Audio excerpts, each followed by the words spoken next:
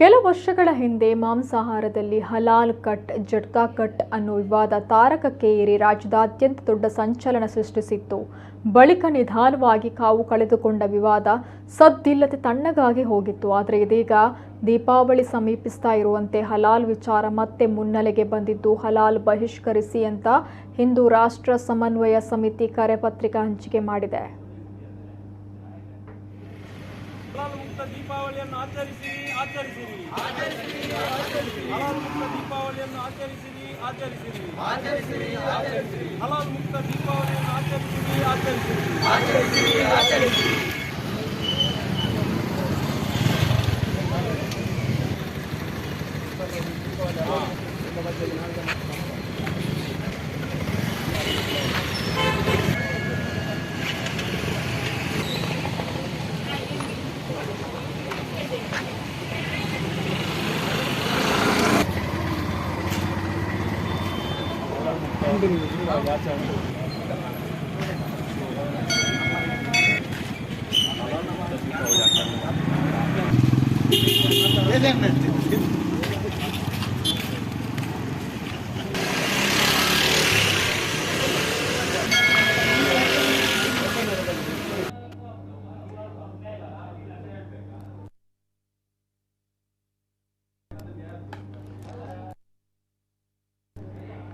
ಈ ಹಿಂದೆ ಮಾಂಸಾಹಾರಕ್ಕೆ ಮಾತ್ರ ಸೀಮಿತವಾಗಿದ್ದ ಹಲಾಲ್ ಸರ್ಟಿಫಿಕೇಟ್ ಈಗ ಸಸ್ಯಾಹಾರಕ್ಕೂ ಕಾಲಿರಿಸಿದ್ದು, ಎಣ್ಣೆ, ಚಾಕ್ಲೇಟ್, ಚಿಪ್ಸ್ ಹೀಗೆ ಹಲವು ಪದಾರ್ಥಗಳಲ್ಲಿ ಬಳಕೆಯಾಗ್ತಾ ಇದೆ.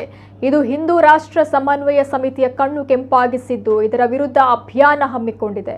ಪುತ್ತೂರಿನಲ್ಲಿ ಸಂಘಟನೆಯ ಕಾರ್ಯಕರ್ತರು ದೇವಸ್ಥಾನದ ಮುಂದೆ ಈ ಬಗ್ಗೆ ಕರಪತ್ರ ಹಂಚಿ ಹಲಾಲ್ ಸರ್ಟಿಫಿಕೇಟ್ ಇರುವ ವಸ್ತುಗಳನ್ನು ಬಹಿಷ್ಕರಿಸಿ ಅಂತ ಕರೆ ನೀಡಿದ್ದಾರೆ. ಇದೊಂದು ಮುಸ್ಲಿಂ ಶರಿಯತ್ ಕಾನೂನಿನ ಭಾಗವಾಗಿದ್ದು, ದೇಶದ ಸನಾತನ ಆರ್ಥಿಕತೆಯ ಮೇಲೆ ದಾಳಿ ಮಾಡುವ ಹುನ್ನಾರ ಅಂತ ಆರೋಪಿಸಿದ್ದಾರೆ.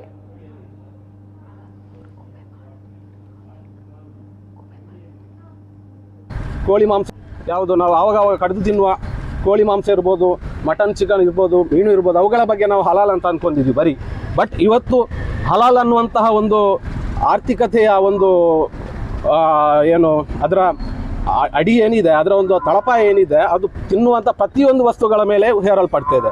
ಇವತ್ತು ಹಿಂದೂಯೇತರರು ನಾವು ಹಲಾಲ್ ಸರ್ಟಿಫಿಕೇಟ್ ಉಳ್ಳ ವಸ್ತುಗಳನ್ನು ಖರೀದಿಸುವಂಥ ಅವಶ್ಯಕತೆ ಇಲ್ಲ ನಮಗೆ. ಅದು ಹಲಾಲ್ ಅನ್ನುವಂಥದ್ದು ಪಕ್ಕ ಅದು ಶರಿಯತ್ ಕಾನೂನು, ಅದು ಇಸ್ಲಾಮಿಕ್ ಮೂಲಭೂತವಾದಿಗಳಿಂದ ಪ್ರೇರಿತವಾದಂತಹ ಅದೊಂದು ಶರಿಯತ್ ಕಾನೂನು ಏನಿದೆ ಅದರ ಒಂದು ಪ್ರಮುಖ ಅಂಗ ಹಲಾಲ್.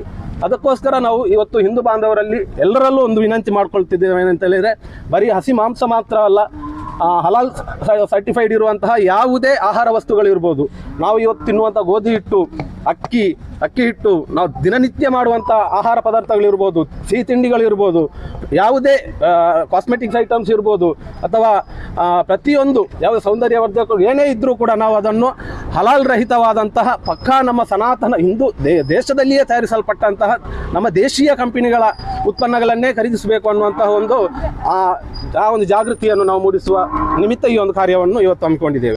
ಹಲಾಲ್ ಅಲ್ಲದ ವಸ್ತುಗಳನ್ನು ಮುಸ್ಲಿಂ ಸಮುದಾಯ ಖರೀದಿ ಮಾಡೋದಿಲ್ಲ. ಹೀಗಿರುವಾಗ ಹಲಾಲ್ ಉತ್ಪನ್ನಗಳನ್ನ ಎಲ್ಲಾ ಹಿಂದೂಗಳು ಕೂಡ ಬಹಿಷ್ಕಾರ ಮಾಡಬೇಕು ಅನ್ನೋದು ಹಿಂದೂ ರಾಷ್ಟ್ರ ಸಮನ್ವಯ ಸಮಿತಿಯ ಒತ್ತಾಯ. ಮುಸ್ಲಿಂ ಮೂಲಭೂತವಾದಿ ಸಂಘಟನೆಗಳು ಎಲ್ಲ ಉತ್ಪನ್ನಗಳಲ್ಲೂ ಹಲಾಲ್ ಇರಬೇಕು ಅಂತ ಪ್ರಯತ್ನ ನಡೆಸ್ತಾ ಇದೆ.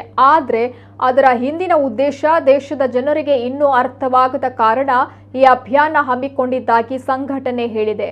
ಹೀಗಾಗಿ ದೀಪಾವಳಿಯ ಸಂದರ್ಭದಲ್ಲಿ ದಿನಸಿ ಅಂಗಡಿಯಲ್ಲಿ ಖರೀದಿ ಮಾಡುವ ವಸ್ತುಗಳಲ್ಲಿ ಹಲಾಲ್ ಸರ್ಟಿಫಿಕೇಟ್ ಇದ್ರೆ ಅದನ್ನ ಖರೀದಿ ಮಾಡಬೇಡಿ ಅಂತ ಸಮಿತಿ ಕರೆ ನೀಡಿದೆ. ಇದರ ಬಗ್ಗೆ ಜಾಗೃತಿ ಮೂಡಿಸಲು ಎಲ್ಲಾ ಕಡೆಗಳಲ್ಲೂ ಭಿತ್ತಿ ಪತ್ರ ಪ್ರದರ್ಶನ ಹಾಗೂ ಹಲಾಲ್ ಉತ್ಪನ್ನಗಳ ಕುರಿತ ಮಾಹಿತಿ ನೀಡಲು ಸಮಿತಿ ಮುಂದಾಗಿದೆ.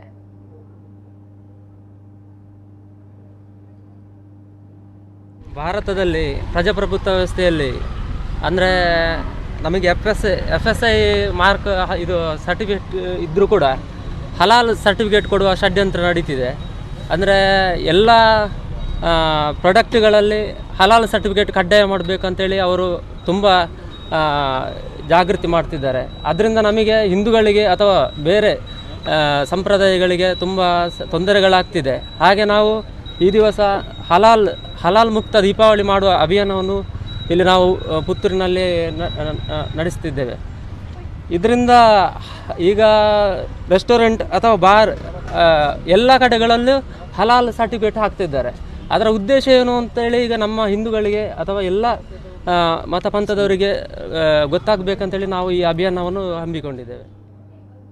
ಹಿಂದೂ ರಾಷ್ಟ್ರ ಸಮನ್ವಯ ಸಮಿತಿಯ ಈ ಕರೆಗೆ ಜನರು ಎಷ್ಟು ಸ್ಪಂದಿಸ್ತಾರೆ ಅನ್ನೋದು ಬಹು ಮುಖ್ಯವಾಗಿದೆ. ಯಾಕಂದ್ರೆ ಈ ಹಿಂದೆ ಹಲಾಲ್ ಕಟ್ ಹಾಗೂ ಜಟ್ಕಾ ಕಟ್ ವಿವಾದ ಕೇವಲ ರಾಜಕೀಯಕ್ಕೆ ಅಷ್ಟೇ ಸೀಮಿತವಾಗಿ ಅಂತ್ಯವಾಗಿತ್ತು. ಇದೀಗ ದೀಪಾವಳಿಯ ಸಂದರ್ಭ ಆರಂಭವಾಗಿರುವ ಈ ಅಭಿಯಾನ ಎಷ್ಟರ ಮಟ್ಟಿಗೆ ಫಲ ನೀಡುತ್ತೆ ಅನ್ನೋದನ್ನ ಕಾದು ನೋಡಬೇಕಾಗಿದೆ.